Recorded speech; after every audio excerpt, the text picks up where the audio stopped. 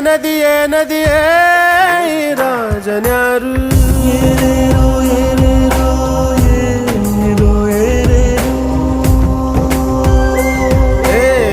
ವಿಧಿಯೇ ವಿಧಿಯೇ ವಿಧಿಯೇ ವಿಧಿಯೇ ವೀರನ್ಯಾರು ಒಂದು ಊರಿನಲ್ಲಿ ಒಬ್ಬ ಪರಾಕ್ರಮಿ ರಾಜ ಇದ್ದ ರತಿಯಂಥ ರಾಣಿಯೊಡನೆ ರಾಜ್ಯಭಾರ ಮಾಡುತ್ತಿದ್ದ